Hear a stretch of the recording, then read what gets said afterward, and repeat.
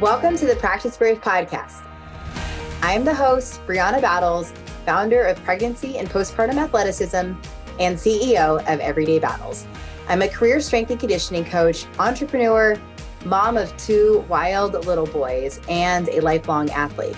I believe that athleticism does not end when motherhood begins, and this podcast is dedicated to coaching you by providing meaningful conversations, insights, and interview topics related to fitness, mindset, parenting, and of course, all the nuances of pregnancy and postpartum.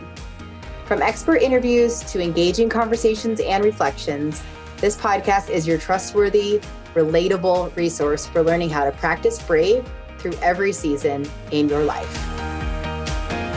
Hey everyone, welcome back to the Practice Brave podcast. Today I'm very excited to have Dean Somerset here to talk all about longevity in the fitness industry. He is a very successful coach, trainer, and has worked in a lot of different capacities. Recently put out a book, and I'm just really excited to talk about your wealth of knowledge and experience of being in the game as long as you have. So Dean, thanks for being here. My absolute pleasure. Thanks for having me on. Yeah. I mean, I remember reading some of your articles like way back in the day, and you were just such a pivotal voice sharing good, trustworthy, quality information. And I think there's a lot to be said for that, especially as we've seen an abundance of information come out on social media. So yeah, I appreciate you. I just wanted to say that. Well, thank you very much. And I remember writing a lot of those blogs thinking if one person reads it, great. But then a lot of them became really popular, and that led to a whole bunch of different things. So you never know what doing something small is eventually going to lead to. Absolutely. So give us a little bit of your background. How did you get involved in the coaching industry, education, and what your pathways looked like? Well, part of it was growing up, I played pretty much every sport possible, and I was terrible at every single one of them. I was the guy who was at the very end of the bench, and I figured that the best way to learn how to become a better athlete was to read, which is a terrible idea because athletes should not be spending time learning how to be an athlete by reading. You should actually practice. So I kind of screwed up on that point, but I got really good at learning about exercise versus training to become a better athlete. And that eventually led to me wanting to get a degree in kinesiology. I initially wanted to go into physiotherapy or go into medicine, but then I thought, no, I actually want to work in a gym. I don't want to work in a clinic or in a hospital because those environments are cool, but to a point, they're not quite what lit the candle in my life. So I wanted to work in a gym, but I still wanted to be able to blend those interests. So I was able to go through some certifications to gain post-rehab designation, medical fitness designation, clinical exercise physiology designation. So I could work with a lot of the more medically vulnerable, but also a lot of the injury and post-injury clients. And that kind of scratched the need to get everything done, but in the environment that I was most comfortable in. Yeah. So what population did you end up really concentrating on, or have you worked with just a huge variety of people? A big variety, but most of my clients are post-rehab or medical referral. Okay. So initially when I started training, I wanted to be involved in bodybuilding or athletics, which a lot of people want to. But then you realize that those aren't the people coming in for help from a trainer. Those are the people who are in the magazines, which is great, but they're not going to hire the 21-year-old fresh out of university trainer who has no idea what they're doing.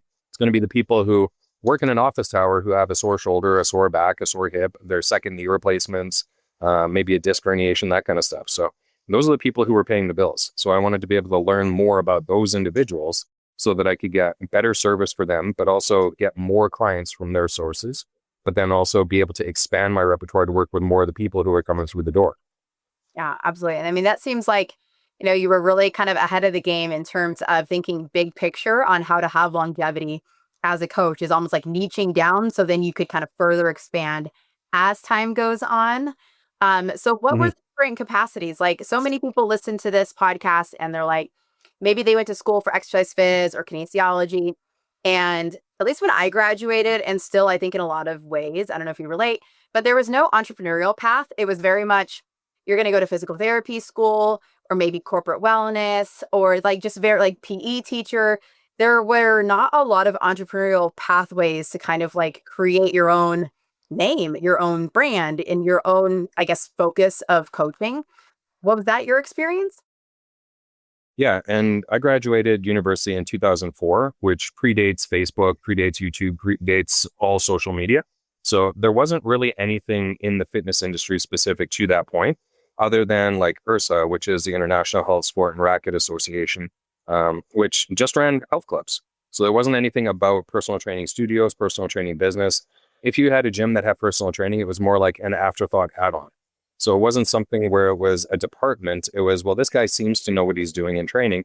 We'll let him work with some of the members and maybe charge $20, see if he needs to. But there wasn't really as much of an entrepreneurial or business side of things.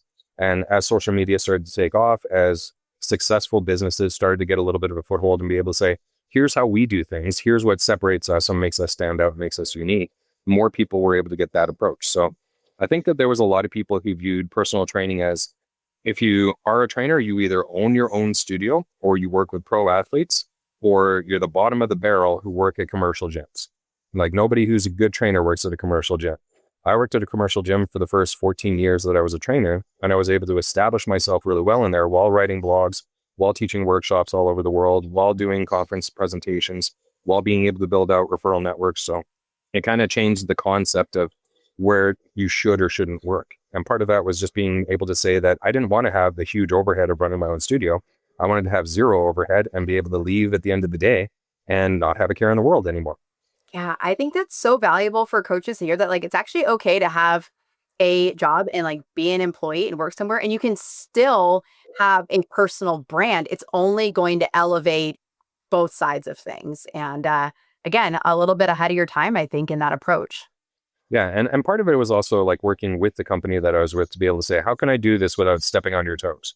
Because obviously it's their business and I'm operating inside their business. So I have to be able to represent their business effectively and not take business from them to deliver to me. So it had to be something where we had some really meaningful conversations for a long period of time to be able to get to a balancing point where it was able to work symbiotically for everyone and for everyone to see the benefits that both sides were able to provide. And beyond that, when it got to a point where I was growing at a rate faster than what the gym was willing to accommodate or able to accommodate, that's when I was able to step outside. But they were very gracious in allowing me to do a lot of things inside. But a lot of that came from me saying to them, like, this is what I see going forward. This is my vision. This is what I would like the company to be able to do. Is this something we could do realistically, knowing that these are the benefits the company would get down the line? If it's just all benefit towards me, the company's going to be like, well, why would we want to do this? Right. Right. Yeah. You have to think in terms of like what's going to help everybody rise. And again, that's what's in it for them. So was that company like funneling some of the like rehab and pain? Like, were they kind of giving you that clientele, or were you training a lot of different people when you were working for that company?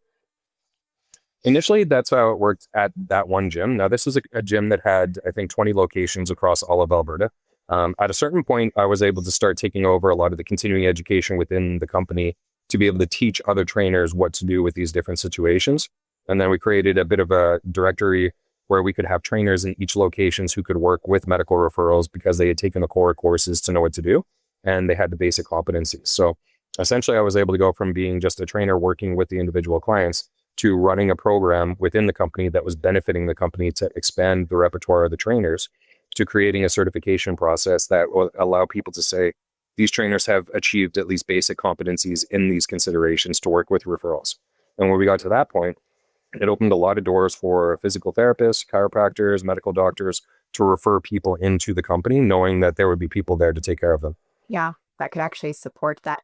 Because not all of that, I mean, I feel very rarely is that a part of personal training, similar to pregnancy and postpartum, where that's not necessarily part of our undergrad or even our like the main certifications, is more of these quote special populations. Yet people are injured all the time. People are pregnant and postpartum all the time, but there's not really that specific information. So we do need that continued education for coaches.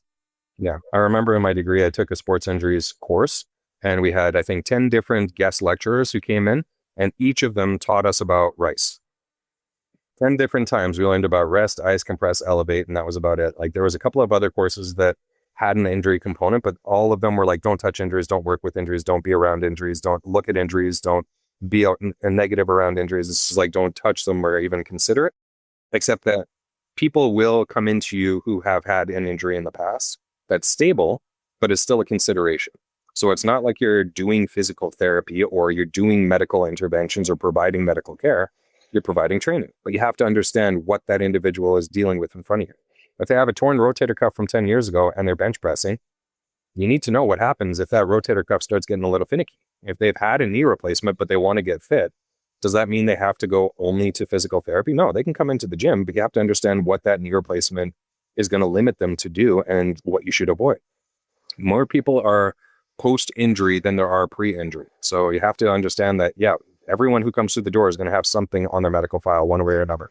Well, absolutely. And I think that coaches having that insight is so critical so that we can support the physical therapists and the chiropractors, because whether it's they're limited by scope of practice or by time or just like really understanding the kind of movement they want to do, like ultimately these our clients, our patients shouldn't be in physical therapy forever. There should be a bridge for them to come see somebody like you or to return to their group fitness or their own training.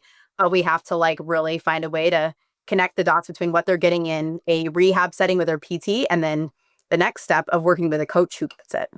It's huge. And to bridge into what you do, postpartum is post-rehab. So you went, like any mother out there went through massive trauma in one way or another, whether it was natural delivery, C-section, anything like that.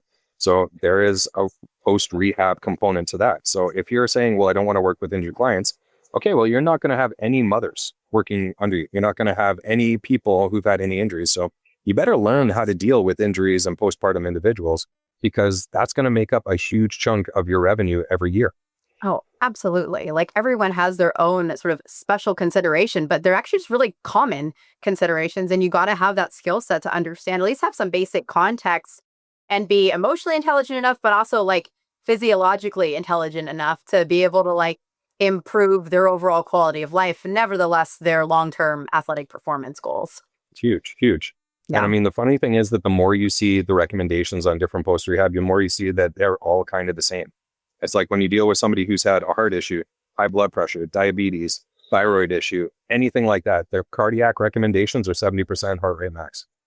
Like all across the board, everything is the same, 70% heart rate max. Yeah. It's wild when you look at it that way, but it's like, do I need to be varied on a lot of this stuff? It's like, okay, cool. This person, guess what? I'm going to set you up on a highly customized plan specific for you. Exact same as 99% of the other population coming through the door, because it works. Right. That's the key thing. Yeah, no, that's such a good point. And I actually really appreciate you bringing up that perspective of like working with moms, because I think so many people, especially coaches and trainers, assume like, well, you're not pregnant anymore. And when you're pregnant, I don't really want to work with you. I don't work with pregnant people. And then postpartum, it's like, oh, well, like you're normal now. So like, let's go. And I love that you touched on the fact that like, it's actually a really big deal physiologically, regardless of birth method. And that's like a hill that I die on with everyone. I'm like, I don't care if your birth and pregnancy was easy. Having a baby come out of your body and like have physiologically changed in so many ways over the last year, and still being different if they're post, like managing any kind of pelvic floor issue, their abs, diastasis or whatever. And ultimately just like breastfeeding, not to mention all of the other variables we can't even measure as well, like their nutrition, their sleep, their stress factors. Like this is a very vulnerable state, and it's not always popular to acknowledge that, especially in the fitness industry. Yeah. And I mean, unfortunately, women's health is like woefully underfunded and understudied. Like if somebody has a C-section, they're cutting through like how many different layers of connective tissue to get into the uterus to be able to extract the baby out. And then they're told like, okay, well, just don't lift anything for 3 months. Okay, great. Go for it. Have fun. But if you have like a torn ACL, you get like 12 sessions of physiotherapy. That's what it should be. But if you have a C-section, you get none. It's just given that you're just going to suffer and do whatever. But yeah, you kind of have to retrain a lot of those ab muscles to actually, work again after major trauma. So it's something that I think is kind of overlooked for a long time. And I work with a couple of physical therapists in Edmonton who are like pelvic floor and postnatal specialists. That's all they do. And we refer back and forth with each other all the time. And a lot of the clients that have come into me from them, they come in great hands because they're seeing really good treatment. But then it's a matter of, okay, well, what are we dealing with today? Is this person able to deadlift? Is this person able to run? Is this person somebody who we have to manage intra-abdominal pressure down to like finite amounts? Each person's a little bit different, even if they've gone through the same pregnancy, the same birth, the same everything, and they've had a healthy baby and healthy outcomes, but every person is a little bit different. And the challenge is just being able to work with that person in front of you to find what their best is and be able to help them reach progress. There's no real one set solution that's going to work for everyone.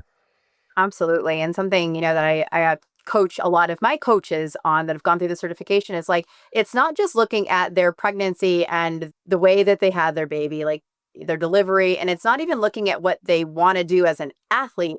It's also saying like, who were you before you got pregnant? What sport did you grow up playing? What did you do for the last 10 to 20 years?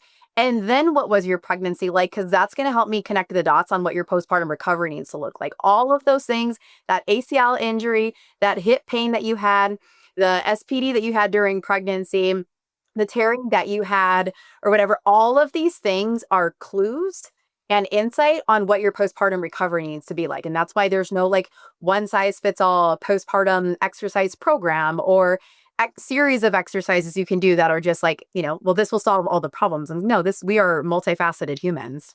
Yeah.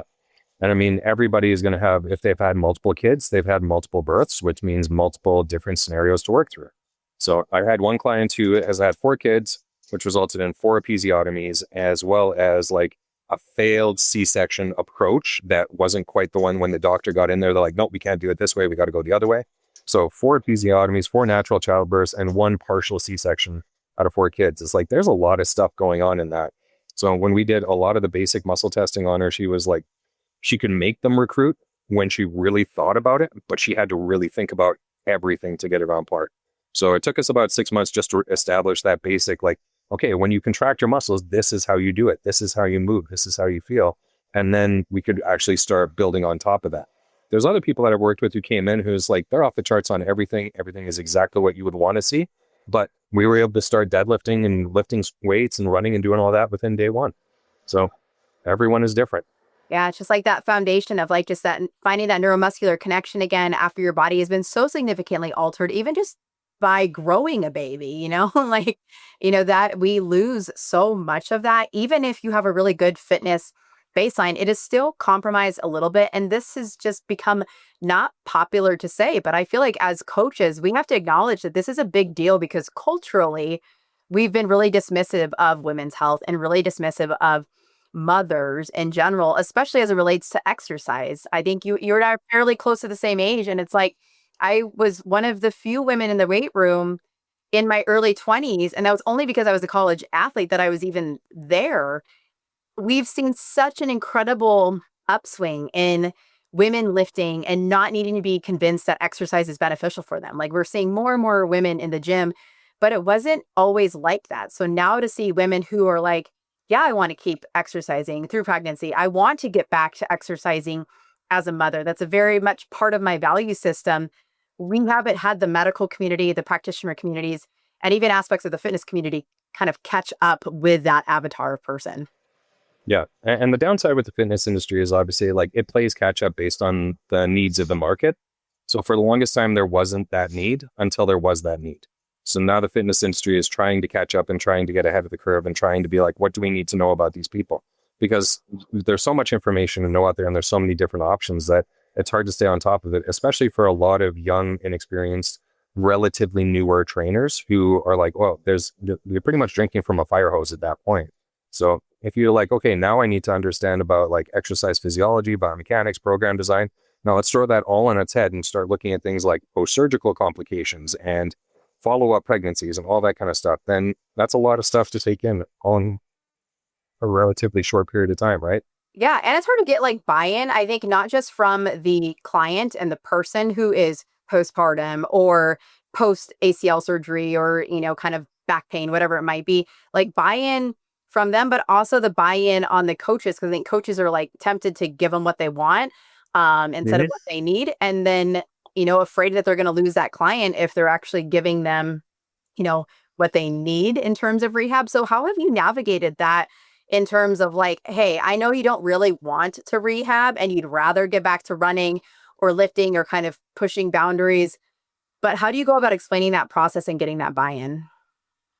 Well, part of it is, working in a gym, I'm not working in a clinical setting. So I'm hoping that the people coming in have a bit of a different motivational stance and they want to work a little bit harder, which is great. That's what I'm here for. And then my plan isn't to necessarily tell them what they can't do. It's to show them what they should do and what they can do and what will help them get to the point of what they need to do. So a lot of it comes to laying out what my actual plan is. So when you hit this milestone, then we do this. When we hit this milestone, then we do this. When we hit this milestone, then we do this. this is the plan that will get you back to doing the things that you want to do.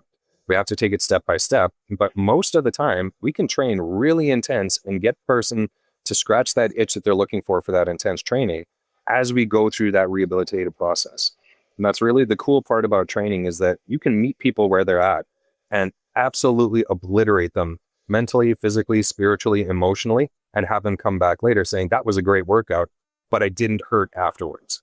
If you understand how you're playing with the variables of things like load, velocity, volume, frequency, all that kind of stuff, you can adjust those variables as you go forward and make it something that's really beneficial for that person and meets them at the point where they're like, this is a good workout. I'm really happy we're doing this. This is awesome. And I don't hurt the way I thought I would. Yeah.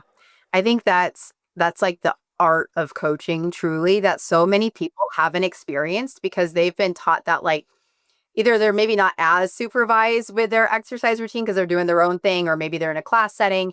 So then it actually be really intentional. They're like, oh, actually deadlifts don't hurt me now, or because they're doing them better, or they're, like you said, their volume or their intensity was manipulated to where they needed to be, not just what they should do or what somebody else in their class was doing. So then they went full send to try to keep up. And like, that's where we see a lot of those injuries happen. And in my world, postpartum, of just doing too much too soon, or maybe doing more than they should be doing during pregnancy, where they're pushing these boundaries without even knowing what some of the potential consequences are. There's just so many different variables that we don't get to have control of in a lot of ways with our bodies, whether it's during pregnancy and postpartum or otherwise. Like, most people don't get injured on purpose, but we have to know what the contributing factors are and variables to maybe be more mindful of, but that's just not always intuitive. Yeah. And the biggest thing I try to get across to a lot of my clients is that this is a team approach.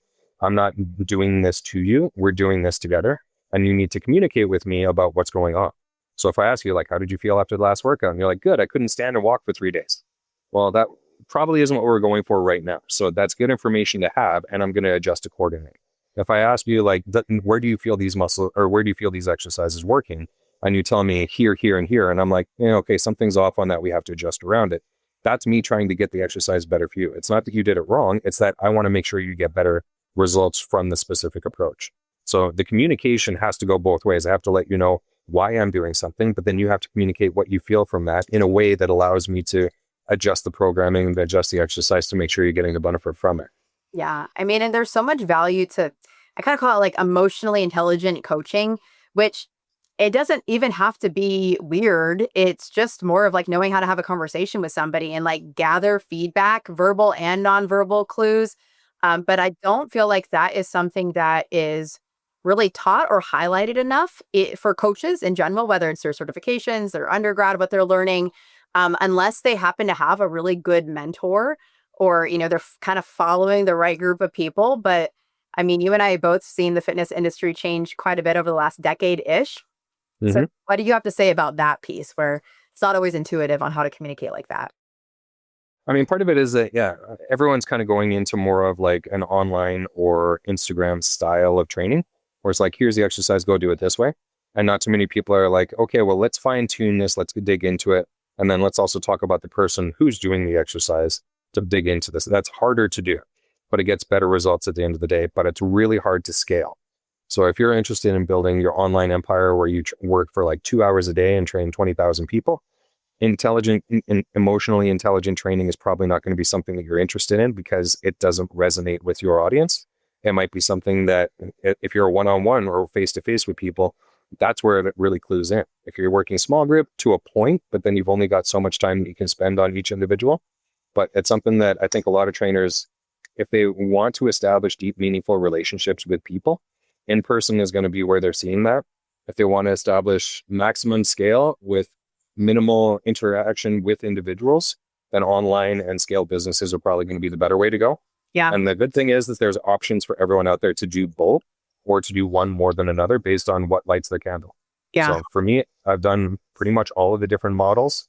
It's a matter of what works well for me and what I like. During COVID and during pandemic shutdowns, sitting in front of a laptop all day was not something I was interested in. I wanted to get back in the gym, and that was kind of a really good eye opener for me because it allowed me to see that, this is where I'm meant to be. Right.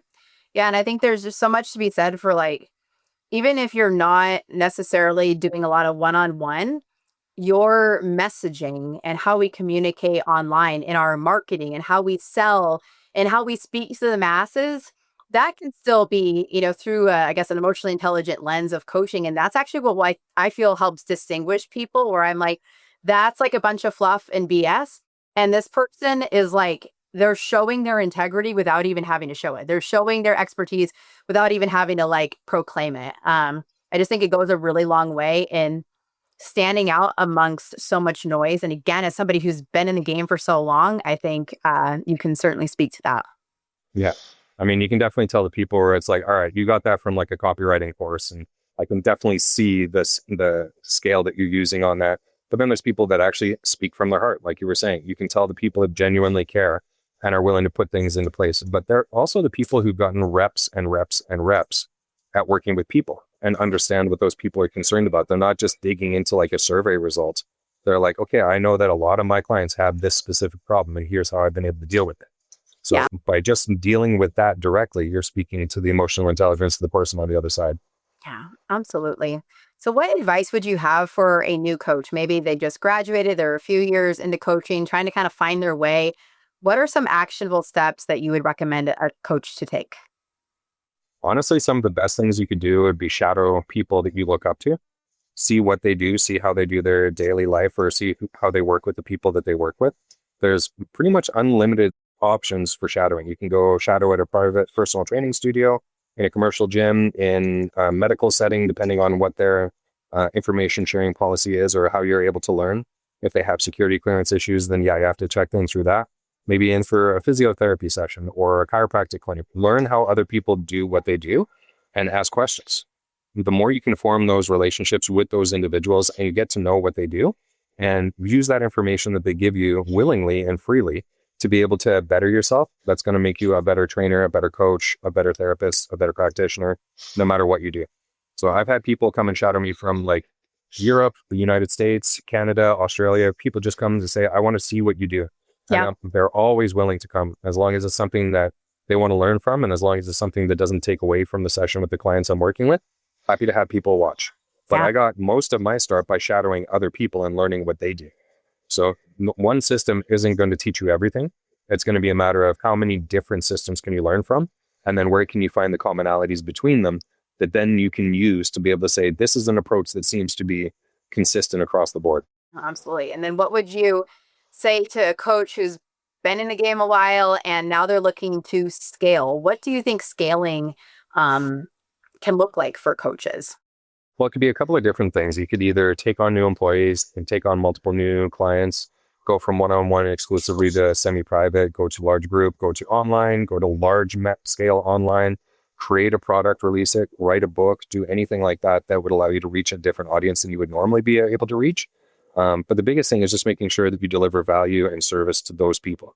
So no matter what you're planning to do with scale, just make sure that the end user is able to get the same benefits that they would get if they were training with you in person in a one-on-one venue, or whatever your highest value system would actually be.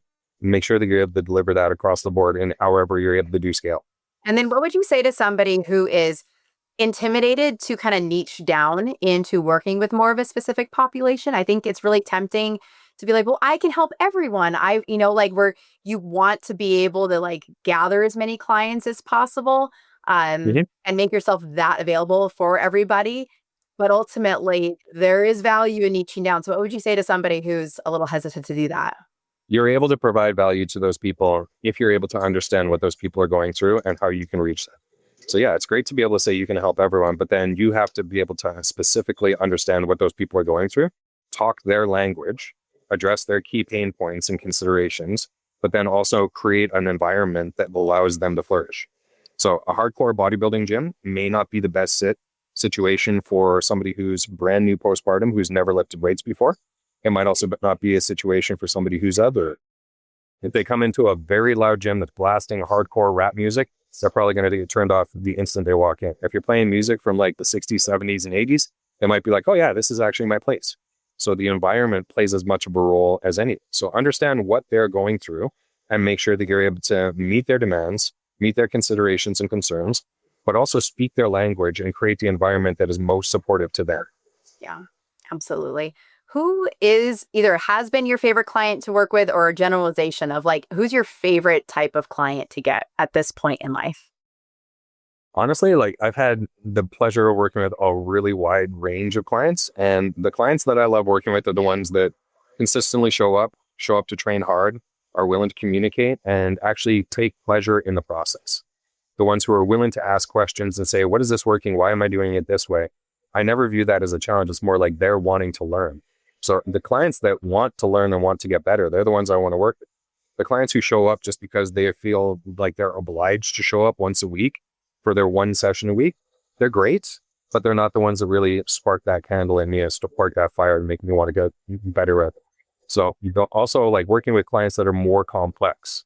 I've been able to work with a couple of clients that have had heart transplants or like cardiac issues and get them back to a stage where they're able to say like they have no cardiac restrictions, which is really cool to be able to do. Some Paralympic athletes who have individual concerns that are very specific to that one person. And also high caliber athletes who just want to really dominate at their sport. They're kind of interesting too, but in very different ways. So the clients that really want to train hard and are really engaged in the process, they're the most fun. You mentioned one aspect of scaling, which is potentially writing a book. And I know that you have done that. And tell us a little bit about your recent book that you just put out there. So the book is called Rock Solid Resilience, and it's written by myself and Dan Pope, who's a doctor of physical therapy in the Boston area. He goes by the Instagram handle Fitness Pain Free. We wanted to write a book that was something that people could use to essentially determine, do you need to go to a doctor? Do you need to go to a physiotherapist? Can you train through that injury, that ache, that pain? What does it mean? And then what do you do about it? So there's a lot of people out there who may not have direct access to medical care, or maybe they live remotely, or they're a military professional who's overseas and deployed and don't have access to any kind of health right away. So they might want to still stay fit and still be involved in the process, but they might be like, oh, my shoulder is feeling weird. What is this? And they don't have access to someone who can diagnose it for them. So we wanted to walk them through different processes to be able to say, is this something you could train through? Is this something you could train around? And is this something that we could develop a program for that would allow you to consistently train for not just like 60 days or like 3 months, but for like 20 or 30 years? How do we manage you to get you into the best shape of your life and then keep you there for as long as possible? I love that.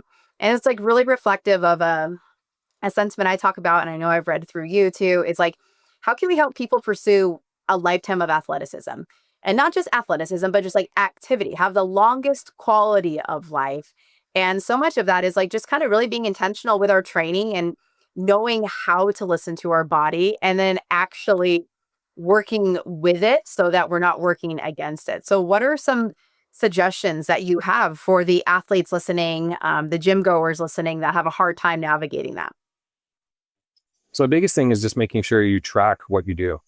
So if you can actually write down your program or write down your workouts, the exercises, the sets, the reps, the weights, that kind of stuff, that way you can look back on it and be like, okay, well, what was happening here? What was going on there? And if you're able to say to yourself, wow, in this program, I did 72 sets of bench press in one way or another. I wonder why my shoulder is sore. Well, that was probably something that might tell you that things happen. Or maybe it's something where you've consistently done like 10 sets of leg exercises, and then this week you jumped it up to 25, and then your legs felt like crap. Well, it's probably because you spiked up the training volume in that way. So 10 seems to be a number you're comfortable with. So maybe drop it down to 11 or 12 and see how you do there, rather than more than doubling your volume. When you can actually see what's happening and be able to relate that back to what you're doing, you have a better chance of being able to say, okay, this happened here, therefore I need to change this over there. Rather than say, I don't know why I hurt, I don't know why I'm breaking down all the time, what's happening. You can actually look at those numbers and be able to say, okay, now I have an idea of what's going on. And it doesn't have to be anything that's crazy involved or investigative. Like you don't have to get right down into like sleep scores or anything like that. But just if you want to, the meaningful data is the stuff you're going to look at and you need to form an opinion. That's it. No, absolutely. Having that self-evidence goes a really long way. Huge. And it's something where like a lot of the time when my clients are saying, I'm feeling this, I'm feeling that, I'll just look back to their training and be like, what's happening? What are we doing? And say, oh, okay, when we did this, that seemed to correlate with the spot where you started to feel this stuff happening. So, okay, let's adjust this back down here just a little bit. And that happens a lot of the time with my endurance athletes, when their volume, either like a lot of cyclists, if they're on the bike volume, or runners, if their road mileage starts to really ramp up, you can usually see the point where their body's like, this is our volume limit. This is the most we can tolerate for a day or for a week. Anything beyond that, it starts to break down. And then you just understand how to actually massage that limit in one way or another to make it so they can be more productive with. So with a lot of tracking, it's just about being able to say, okay, what's happening and what do I do about it? That's great insight. So tell us, what does a day in the life of Dean look like for you? How do you like to spend your time? How do you train? What's your like life like? Right now, ridiculously busy because I'm training about 60 sessions a week right now. And that's not by design. That's just by accident that I've just been saying yes to everything. So normally wake up at 5, get to the gym by 6, train all day, get home at 6, eat dinner, hang out with my wife and my dogs, and then go to bed and do it all over again. So it's one of those things where I wish I could say I had a really like broad set of interests, but right now it's just like put the hammer down and go as hard as you can. And in between that, try and write a book. Yeah, no big deal. Yeah. And throw in some podcast appearances here and there. Yeah, here you are. And how do you like to spend? Do you like to, what does your exercise routine look like when you are a really busy entrepreneur and coach? Sometimes I feel like it's really easy to put our own training and health on the back burner sometimes. I'd imagine during a season of writing a book and training 60 clients a week, that's a lot. What does that look like for you? It's one of those things where it's like, get the workouts in when you can. Sometimes they're 20 minutes, sometimes they're an hour. In the winter, I try to get on the treadmill and run as often as I can just to maintain cardio health. Yeah. In the summer, I get to bike to and from work, which is about 9 kilometers or about 5 miles each way. That gives me a chance to get some cardio in each day and save a few dollars on gas. But then after that, with weight training, I've got a gym set up in my basement. So when I can, I'll get into there. When I don't, I've got the gym here. So I'll get out like 20 minutes of just whatever feels like needing attention that day. Yeah. And it's very unstructured right now and very chaotic, and not a way I would recommend anybody live, and not a way I would want my clients to actually do anything. But unfortunately, that's the reality of the days, right? Well, and I think that's really important to highlight that, like, you can really care about this stuff and know a lot about it. And it's still sometimes hard to implement during different chaotic seasons of our own life. And it's not because it's not part of the value system. It's just that ebbs and flows sometimes. And that's also a part of scaling. That's also a part of being in this industry where we say yes a lot. And it doesn't mean that it's a forever thing. It just means some seasons are more chaotic than others, but it's really about that long game, which clearly you got dialed. Yeah, I know the summer is going to be a little bit less chaotic as far as client sessions go because people are going to take vacations. So It's one of those, you make hay while the sun shines, right? Yep. So true. So true. Well, tell us where we can learn more about you and your book and just follow along with your journey.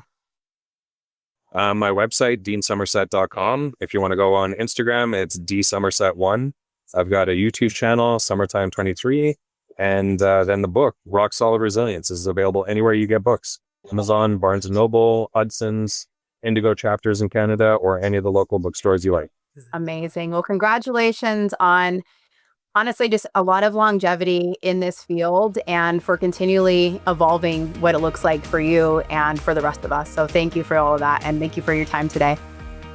Not a problem at all. Very pleased to be able to be on here and get to connect with you. Yes, thank you. Thank you so much for listening to this episode of the Practice Brave podcast.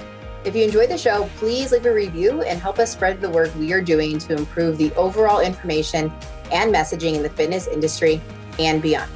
Now, if you are pregnant and you are looking for a trustworthy exercise program to follow, I have you covered.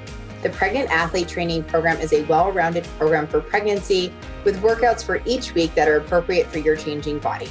That's 36 weeks of workouts, 3 to 4 workouts each week, and tons of guidance on exercise strategy.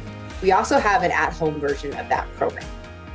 If you are postpartum and you're looking for an exercise program to follow, the 8-week postpartum athlete training program would be a really great way to help bridge the gap between rehab and the fitness you actually want to do.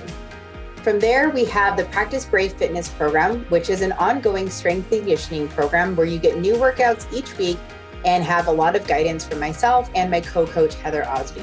This is the only way that I'm really offering ongoing coaching at this point in time. If you have ever considered becoming a certified pregnancy and postpartum athleticism coach, I would love to have you join us. Pregnancy and Postpartum Athleticism is a self-paced online certification course that will up-level your coaching skills and help connect the dots between pelvic health and long-term athletic performance, especially during pregnancy and postpartum. Become who you needed and become who your online and local community needs by becoming a certified pregnancy and postpartum athleticism coach. Thank you again for listening to the Practice Brave podcast. I appreciate you. And please help me continue spreading this messaging, this information, and this work.